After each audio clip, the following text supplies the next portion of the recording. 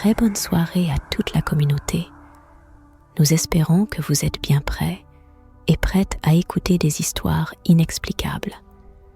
Des expériences que vous avez partagées avec nous qui aujourd'hui vont rendre le sommeil très difficile, qui vont nous provoquer des cauchemars.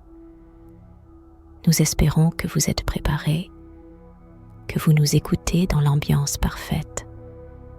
Éteignez la lumière, fermez les yeux et laissez-vous emporter par les récits suivants de la nuit.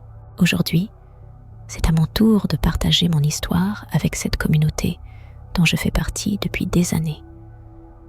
Je remercie tout le monde d'avoir autant de confiance pour raconter leurs histoires, leurs expériences, et cela m'a finalement convaincue de faire de même avec la mienne. Mon père travaillait en s'occupant du cimetière du village, dans un petit hameau perdu entre la frontière de Zacatecas et Durango. C'était son travail principal, mais à certaines époques de l'année, il partait presque tous les week-ends travailler en ville. Vers l'âge de 13 ans, quand je l'atteignais plus ou moins en taille, il m'envoyait faire des tours au cimetière quand il n'était pas là, avec sa veste et son chapeau, pour que les gens ne se rendent pas compte qu'il n'allait pas travailler. En réalité, cela ne faisait de mal à personne. Il n'y avait pas grand-chose à faire là-bas. Il laissait tout le travail accompli, et je me contentais d'enlever quelques mauvaises herbes, puis je rentrais chez moi.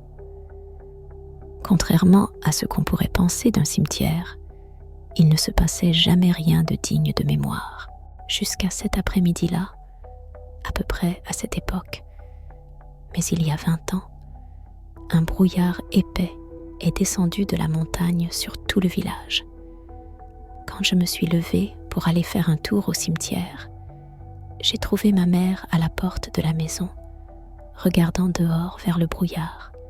« N'y va pas », m'a-t-elle dit.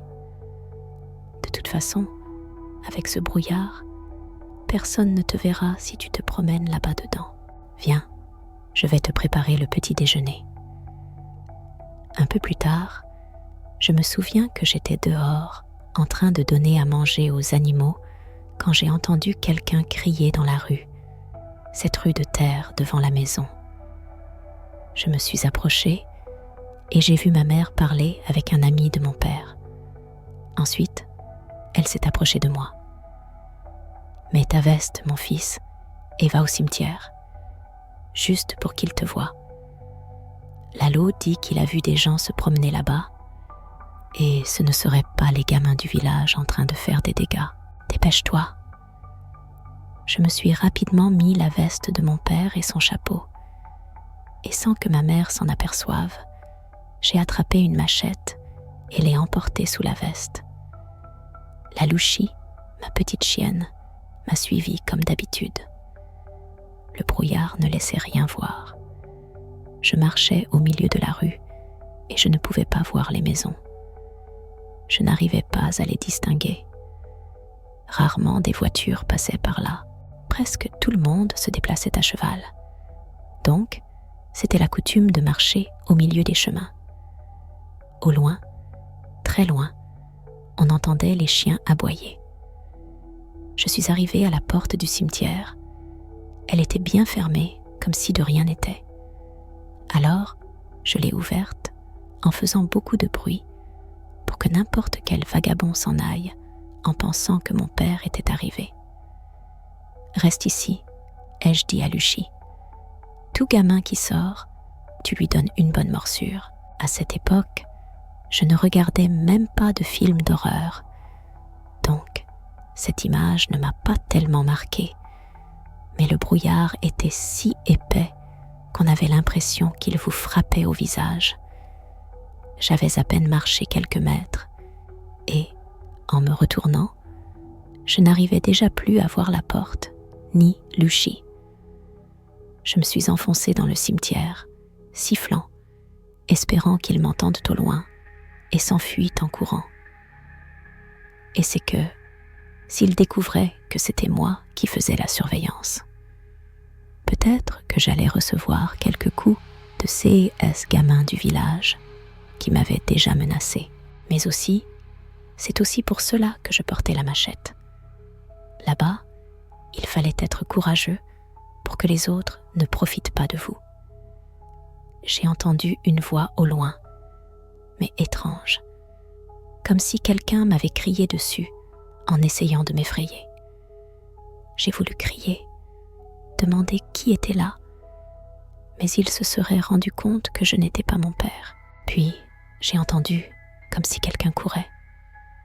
Quelqu'un courait vers moi, et j'ai entendu comme s'il était passé à côté de moi. Mais je n'ai rien vu. Vraiment, très clairement, comme si quelqu'un avait couru à côté de moi, mais sans que je puisse le voir. Et ensuite, quelque chose d'encore plus étrange. Je suis sortie du chemin pour me cacher derrière une tombe, pour essayer de voir les intrus avant qu'ils ne me voient. Et j'ai vu quelqu'un qui venait en courant sur le chemin à travers le brouillard. C'était un jeune homme, ou il semblait être un jeune homme que je n'avais jamais vu auparavant. Il venait en courant, mais bougeait les jambes très lentement, comme au ralenti, bien qu'il avançait comme s'il courait vraiment. Malgré tous mes efforts, je n'ai pas réussi à décrire ce que j'ai vu, mais cela me fait très peur, rien que d'y penser. Il est passé sans faire de bruit, comme s'il ne courait pas vraiment. Et quand il est passé près de moi, il m'a aperçu. Nos regards se sont croisés, mais je n'ai pas pu distinguer clairement ses traits, parce que le brouillard était très épais, lourd. Et je crois qu'il m'a fait un signe, pointant le chemin qu'il empruntait vers la porte, comme pour que je cours moi aussi. Je suis sortie de derrière la tombe et suis allée sur le petit chemin. Et j'ai sorti la machette. Il y avait définitivement plus de gens là-dedans. Oui, je pouvais déjà l'entendre. Une voix comme celle d'une femme au loin, là-bas devant, parlant toute seule, comme la folle qui mendiait des pièces près de la cantine. J'ai marché un peu plus loin. Et bien que je vous dise que tout l'imaginaire des films d'horreur n'était pas encore dans ma tête, j'ai commencé à avoir peur, très peur. Mais mes jambes ne semblaient pas réagir. Elles continuaient à avancer. Et j'étais sûre que je devais voir d'où provenait cette voix. Tenez compte du fait que de nombreuses tombes étaient si anciennes qu'elles avaient perdu les croix qui les surmontaient. Même le tas de terre qui les identifiait s'était aplati. Beaucoup disaient que ce chemin qui traversait le cimetière par le centre pouvait bien être rempli de gens en dessous. J'ai entendu la voix tout près là-bas. Quelqu'un, une femme, une vieille dame, était tout près de moi. Et là, je l'ai vue, à 2 ou 3 mètres sur le sol. Une tête qui parlait, disant des incohérences, parlant comme si elle était vivante. Et puis, elle a tourné un peu, avec un mouvement étrange pour me regarder. Le brouillard ne m'a pas permis de voir si c'était une femme enterrée ou juste une tête. Mais quoi qu'il en soit, c'était suffisant pour que je parte en courant de là. Mais je ne sais pas comment je me suis trébuchée et je me suis cogné la tête, perdant ainsi l'orientation. J'avais les yeux pleins de larmes et de sang. Seuls les aboiements lointains de Lucie m'ont aidé à atteindre la porte, la fermer, courir avec ma petite chienne jusqu'à la maison. Je ne sais pas ce qui s'est passé. Quand j'ai repris connaissance, mon père était déjà à la maison, et tante Lupe, celle qui a élevé mon père et qui était comme ma grand-mère, me soignait avec tous ses remèdes. Malgré tout, ce qu'ils m'ont dit, que c'était dû au coup, je sais qu'ils m'ont donné des herbes très étranges. Je sais qu'ils voulaient me guérir de la frayeur. mais ils espéraient que j'aurais oublié ce que j'ai vu. Ce n'est que bien plus tard que j'ai pu confirmer ma théorie. J'ai su que mon père avait lui aussi vécu des choses au cimetière. 3 en particulier, absolument traumatisantes. Tellement que je ne comprends pas comment mon père a pu retourner à cet endroit après les avoir traversés. J'aimerais également partager ces histoires, mais celles-là, je ne les ai pas vécues moi-même. Je devrais demander à mon père de me les raconter à nouveau, avec plus de détails, pour les partager. Je vais le voir en décembre et je vais lui demander. J'espère le trouver un bon jour, dans ceux où il sait à nouveau qui je suis, où il me reconnaît de nouveau.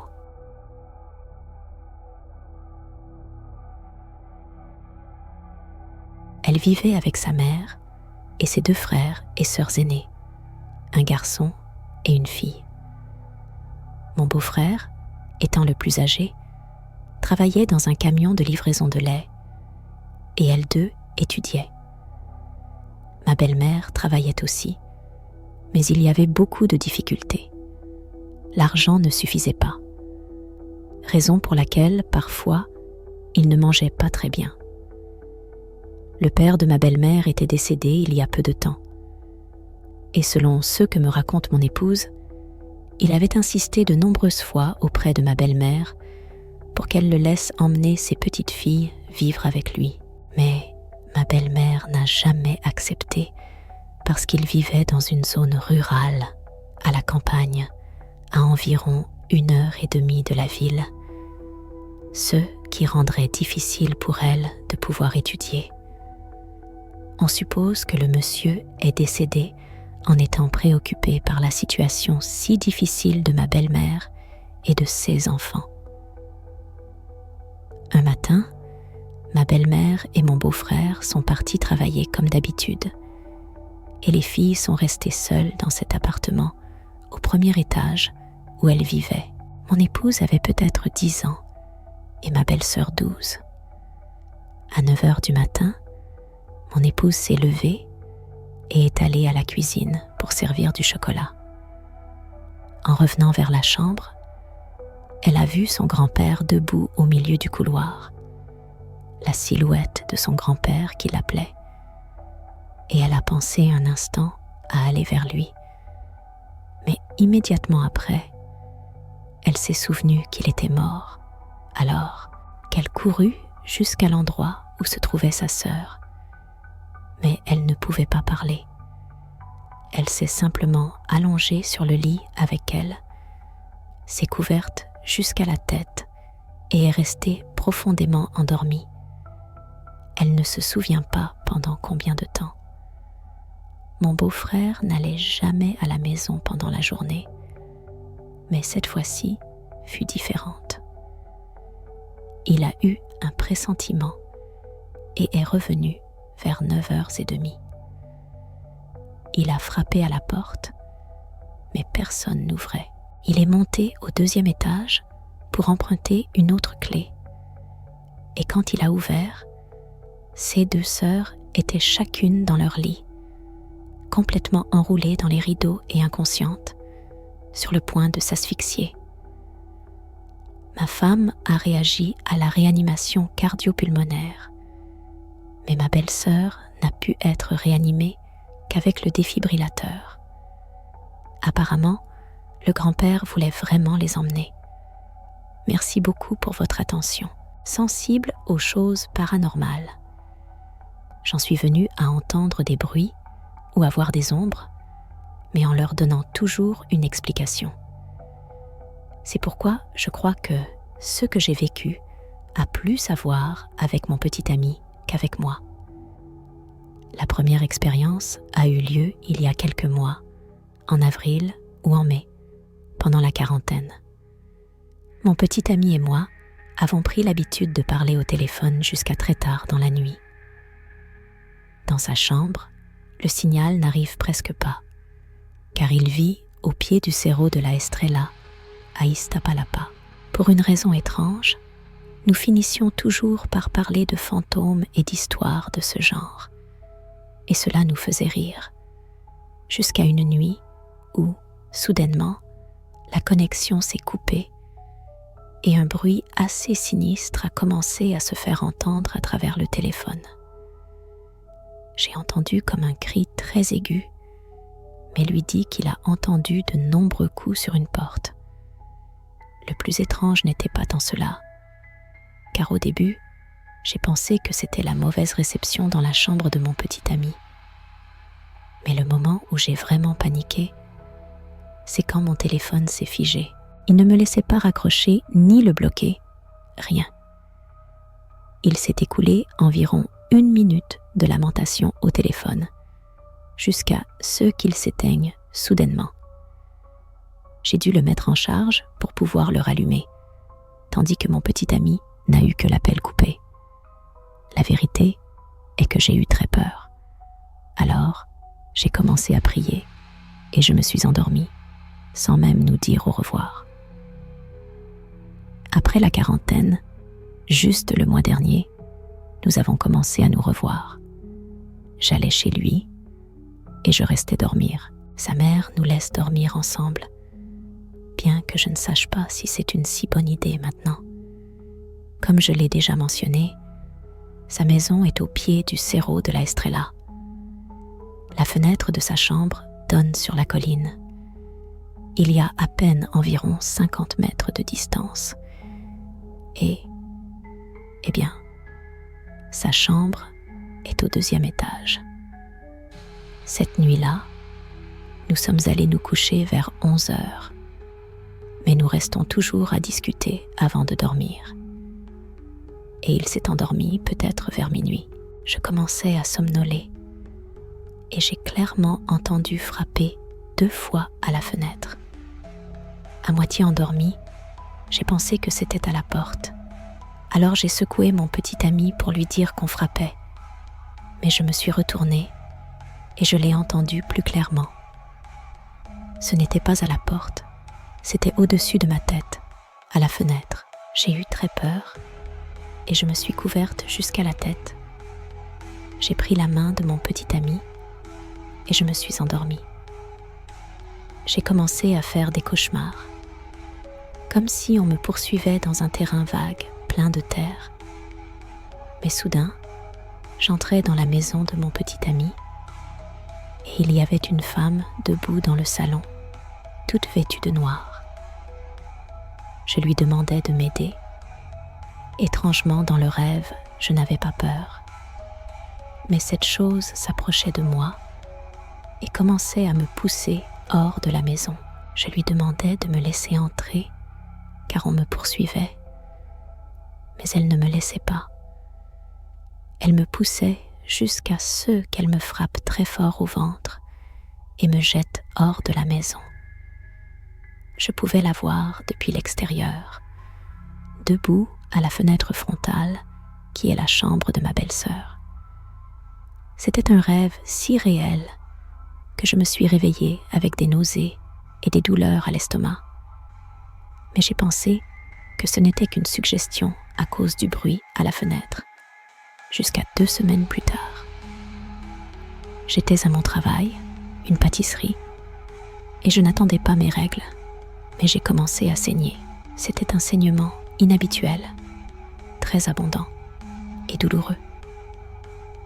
J'ai demandé à mon petit ami par message, car il est infirmier. Il m'a dit d'aller chez le médecin, que ce n'était évidemment pas normal. Et c'est ce que j'ai fait. Ce jour-là, en sortant le soir, je suis allée chez le médecin généraliste qui m'a dit que c'était les symptômes d'une fausse couche spontanée. Je ne savais pas que j'étais enceinte, ni ne l'avais prévu. Le médecin m'a conseillé de consulter un gynécologue pour m'en assurer. Et oui, c'était une fausse couche spontanée. D'après le test qu'ils m'ont fait, nous pensons que j'étais enceinte depuis entre 3 et 4 semaines. Jusqu'ici donc, je n'avais rien relié à cela jusqu'à hier, lorsque mon petit ami m'a raconté qu'il y a longtemps, il y a environ 3 ou 4 ans, quand nous ne nous connaissions pas, soudainement il a commencé une femme a commencé à apparaître dans sa chambre. La première fois qu'il l'a vue, elle est entrée par la porte. Et lui, pensant que c'était son frère, lui a dit d'entrer, mais de fermer la porte. Selon ma belle-mère, c'est ainsi qu'il l'a laissée entrer. Et à partir de là, elle lui apparaissait debout à la fenêtre, celle où on a frappé pour moi, ou au pied de son lit. Il dit qu'il l'a vue pendant longtemps, jusqu'à ce que sa grand-mère vienne bénir sa chambre et lui faire des purifications. Selon lui, il ne l'a pas revue. Et pour cette raison même, je n'ai pas voulu lui dire que je pense que je l'ai vue, ni non plus que je crois qu'elle veut me chasser de sa maison. Encore moins, je n'ose pas lui dire que je crois que c'est elle qui m'a provoqué l'avortement.